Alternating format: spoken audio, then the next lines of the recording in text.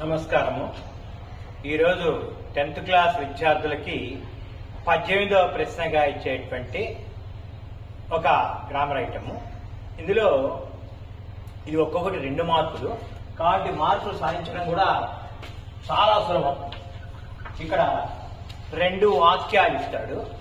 ఆ వాక్యాలని relative pronoun ఉపయోగించి కలిపి రాయాలి. అంటే ఆ 2 వాక్యాల్లో హూ గాని, ఉచ్ గాని, హూజ్ గాని ఇలాంటి పదాలు ఉంటాయి. వీటితో కలిపి రాయటం, 2 వాక్యాలుగా కాకుండా ఒక వాక్యంగా రాయటం. వాస్తవంగా దీన్ని గ్రామర్ లో చెప్పాలి అంటే 2 సింపుల్ సెంటెన్స్ ని కలిపి ఒక కాంప్లెక్స్ సెంటెన్స్ గా తయారు చేసుకున్నాం. కాంప్లెక్స్ సెంటెన్స్ అంటే ఒక మెయిన్ క్లాజు, ఒక సబార్డినేట్ క్లాజ్ అని ఉంటుంది.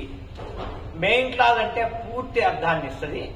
సబార్డినేట్ క్లాజ్ అంటే పూర్తి అర్థాన్ని ఇవ్వదు. మెయిన్ క్లాజ్ ఉన్నప్పుడే సబార్డినేట్ క్లాజ్ యొక్క అర్థం పూర్తి అవుతుంది. అంటే మెయిన్ క్లాజ్ లేకుండా సబార్డినేట్ క్లాజ్ అనేది ఉండదు. మరొకసారి వివరణ ఇస్తాను, పరిశీలించండి. Combine the following sentences using ఆ రిలేటివ్ ప్రొనౌన్స్ ఇస్తారు. వాటిని ఉపయోగించి 2 వాక్యాల్ని కలిపి రాస్తుంటారు. ఇది చాలా సులభము, 2 మార్కులు వచ్చేటువంటి అంశం కాబట్టి సులభంగా అందరికీ వస్తాయి. ఇవి రాస్తేనే మేధావైన విద్యార్థులు బయటపడేది ఎక్కువ మార్కులతో. ఎందుకనంటే ఇది average student, below average student కొంచెం ఇబ్బంది పడతాడు. కాబట్టి ఇవి రాయగలిగిన వాడు ఖచ్చితంగా 10th క్లాస్ ఇంగ్లీష్ లో 100కి 100 మార్కులు తెచ్చుకోగలిగిన వాడై ఉంటాడు. కాబట్టి పైగా దీన్ని తెలియకపోతే మిస్ అవుతాయి, కానీ తెలుసుకుంటే చాలా సులభం. తప్పనిసరిగా 2 మార్కులు వస్తాయి. దీంట్లో ఏం చేస్తామంటే 2 వాక్యాలు ఇస్తాడు. ఆ వాక్యాలని హూమ్, హూజ్, దట్ లాంటి రిలేటివ్ ప్రొనౌన్స్ ఉపయోగించి, రిలేటివ్ ప్రొనౌన్స్ అంటారు, అది తర్వాత తెలుసుకుందాము, వాటి ఉపయోగించి కలిపి రాయాలి. ఈ కలిపి రాయటంలో అంటే 2 సింపుల్ సెంటెన్స్లు, 2 చిన్న చిన్న వాక్యాలని ఒక కాంప్లెక్స్ సెంటెన్స్ గా కలిపి రాస్తాం. ఇది దీంట్లో జరిగేటువంటి ప్రక్రియ. చాలా సులభం. ఇది చెప్తుంటాను, అర్థం చేసుకోండి, మీకు ఐడియా వచ్చేస్తుంది. ఇది ఒక్కొక్కటి 2 మార్కులు అయితే గుర్తుపెట్టుకోండి.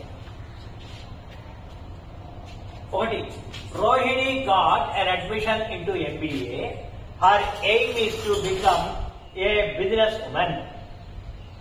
కాబట్టి ఆమె ఇక్కడ రోహిణికి MBA సీట్ వచ్చింది, అడ్మిషన్ వచ్చింది. ఆమె బిజినెస్ ఉమెన్ కావడం ఆమె యొక్క లక్ష్యం. అది ఈ 2 వాక్యాలు చూడండి. ఇక్కడ ఒక వాక్యం ఉంది, ఇక్కడ ఒక వాక్యం ఉంది. ఈ రెండింటినీ మనం కలిపేస్తున్నాం హూజ్ పెట్టి. హూజ్ అంటే ఏంటంటే వారి యొక్క. ఇక్కడ Rohini got an admission into ఎంబీఏలో సీటు సాధించిన రోహిణి ఆమె యొక్క లక్ష్యం. కాబట్టి హర్ బదులు హూజ్ ఊహించండి. ఇక్కడ ఆ ఊహించినటువంటి ఈ వాక్య భాగాన్ని మొత్తాన్ని కూడా చూడండి, ఈ మొత్తం వాక్యాన్ని భాగాన్ని కూడా ముందుకు తీసుకొచ్చేసేయండి. ఇక్కడ ఈ రోహిణికి సంబంధించింది కాబట్టి రోహిణి తర్వాత పెట్టేసేయండి. కాబట్టి ఆ వాక్య భాగాన్ని మొత్తం ఇక్కడ ఉపయోగించేస్తే సరిపోతుంది. అంటే ఈ విధంగా రాయించింది అనమాట. ఈ రోహిణిది అలానే రాసేసేయండి. రోహిణి ఇది మొత్తం హూజ్ ఎయిమ్, ఇక్కడి నుంచి ఆమె యొక్క. కాబట్టి హర్ బదులు హూజ్ వచ్చింది. ఈ మొత్తం వాక్యాన్ని ఇక్కడ రాసేయండి. Whose aim is to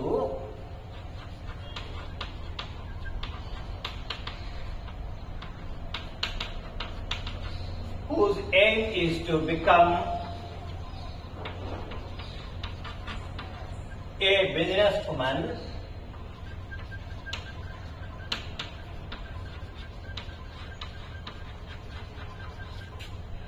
got an admission into MBA.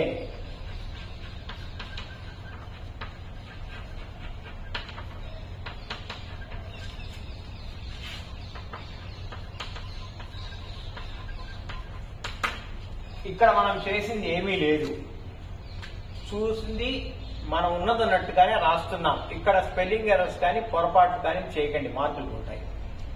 కాబట్టి రోహిణి అలానే రాశాం. రాసిన తర్వాత ఇక్కడ వాక్య భాగంలో హర్ బదులు హూస్ పెట్టండి.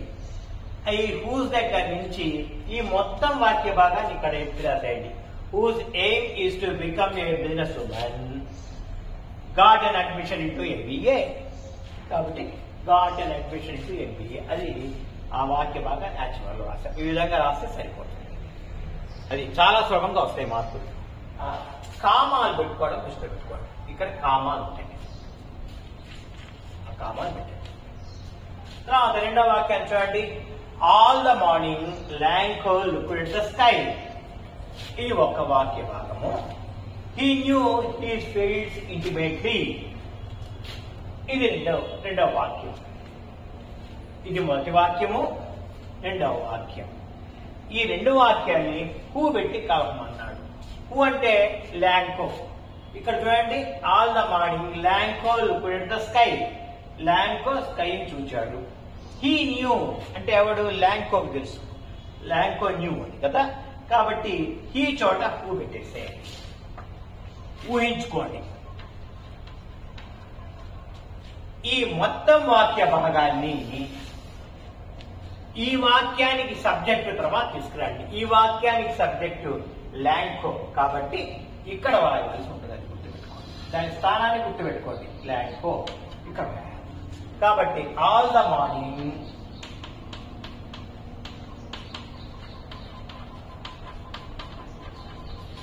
ల్యాంకో కామా పెట్టండి. హూ న్యూ హిస్ ఫీల్డ్స్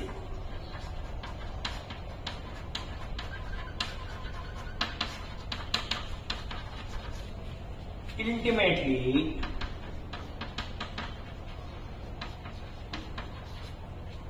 అని రాసిన తర్వాత మళ్ళీ ఇక్కడ కామా ఉంచి ఈ కొరవ భాగాన్ని రాసేయండి. Looked at the sky.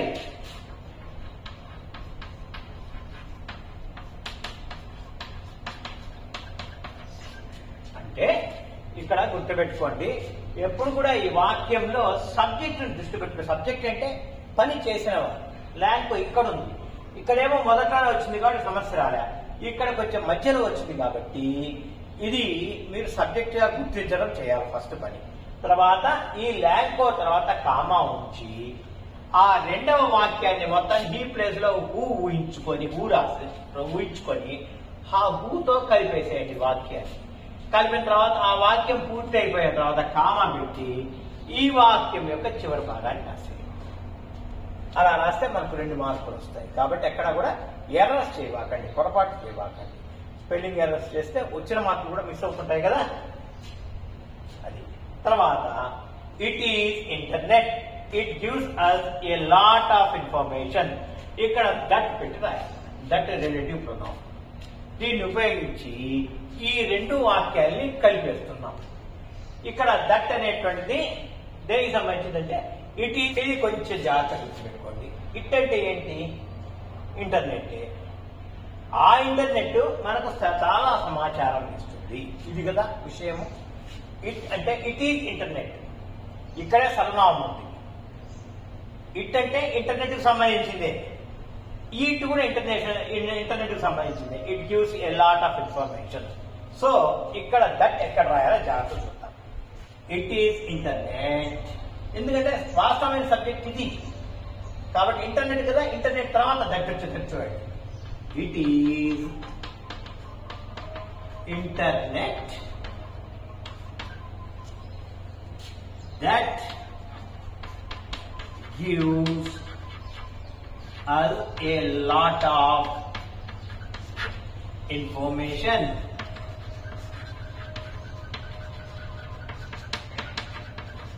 ఇక్కడ ఎక్కడ కామాలు చేర్చాల్సిన అవసరం దాదాపు రాలే. ఎందుకంటే చూడండి, ఇందులో ఇక్కడ సబ్జెక్టు ఈ భాగంలో ఉంది, చివరి భాగంలో ఉంది కాబట్టి కలిపి రాసేసాం. It is internet that gives a lot of information. అది మనకు పూర్తి సమాచారాన్ని ఇస్తుంది, చాలా ఎక్కువ సమాచారాన్ని ఇస్తుంది. కాబట్టి ఇక్కడ దట్ తీసుకొచ్చేసి దట్ ఈ యొక్క కంజంక్షన్ గా మనం ఉపయోగించాం. దాన్ని రిలేటివ్ ప్రొనౌన్ అంటారు. వాస్తవంగా చెప్పాలంటే ఈ రిలేటివ్ ప్రొనౌన్ 2 వాక్యాన్ని చూడండి, 2 వాక్యాన్ని కూడా కలుపుతాం. కాబట్టి అది కంజంక్షన్ గా కూడా పనిచేస్తుంది. కంజంక్షన్ అంటే రెండు వాక్యాలు లేదా రెండు పదాలు కలిపితే కంజంక్షన్ అంటారు. My friend gave me a book, I had read it twice. పుచ్ని ఉపయోగించి రాయాలి. జాగ్రత్త చూడండి. My friend gave me a book. కాబట్టి ఈ యొక్క ఇక్కడ పుచ్ అంటే అదే పుస్తకం. ఇక్కడ రెండోసారి చెప్పదలుచుకుంది ఇక్కడ చూడండి, మై ఫ్రెండ్కి సంబంధించిన విషయం కాదు, మై బుక్ అది 2 సార్లు చదవండి. కాబట్టి ఇక్కడ కలుపుతున్నప్పుడు ప్రాధాన్యత దేనికి వచ్చిందంటే పుస్తకాన్ని. కాబట్టి పుస్తకానికి కాబట్టి ఈ వాక్యం చూడండి, my friend gave me a book, I had read it twice. నా స్నేహితుడు నాకు పుస్తకం ఇచ్చాడు, దానిని నేను 2 సార్లు చదివాను. కాబట్టి ఉచ్ అంటే పుస్తకం, మనిషికి సంబంధించింది కాదు. ఉచ్ అంటే ఏదైతే ఇచ్చాడో అది అనేటువంటిది. కాబట్టి దీన్ని కంబైన్ చేసేటప్పుడు my friend give me a book.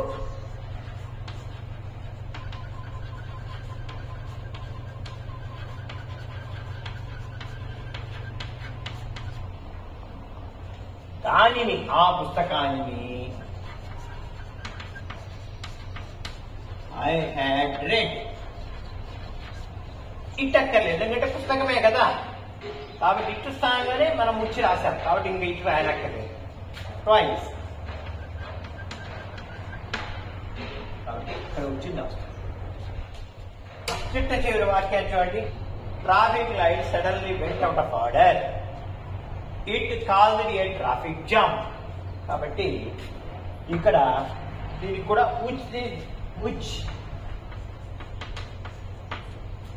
ఉచ్ అంటే అది కారణమైంది. ఏది ట్రాఫిక్ జామ్ కారణమైంది లైట్ పోవడం. Traffic light suddenly went out of order. కాబట్టి ఆ ట్రాఫిక్ లైట్ ఆర్డర్ తప్పడమే. కాబట్టి ఇట్ అంటే ఉచ్ కాదు. కాబట్టి ఉచ్ అంటే ఇట్ అంటే ఏంటి, ట్రాఫిక్ లైట్స్ ఆర్డర్ తప్పడం, లైట్ ఆరిపోవడం, అది ట్రాఫిక్ జామ్ లేదా అంతరాయం కలిగించింది. కాబట్టి ఇట్ అంటే ట్రాఫిక్ సంబంధించినటువంటి లైట్స్. కాబట్టి దీన్ని రాసేటప్పుడు చూడండి, traffic lights suddenly vent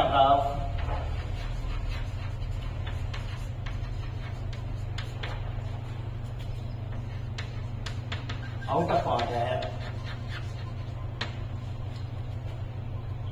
which caused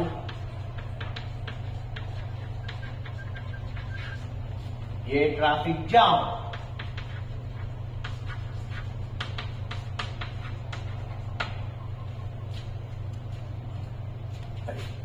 కాబట్టి ఇవి రాసేటప్పుడు జాగ్రత్తగా ఊహించుకోండి. ఇప్పుడు ఇక్కడ వచ్చిన సమస్య, ఇక్కడ ఉన్నది ఏంటి అంటే ఉచ్ అంటే ఇక్కడ కర్త మీద పనిచేసేది వాట్, హూ లేదా హూస్ వచ్చినప్పుడు ఇలా రాయండి. కర్త మీద కాకుండా కర్మ మీద ఉంటే ఇలా రాయవలసి ఉంటుంది.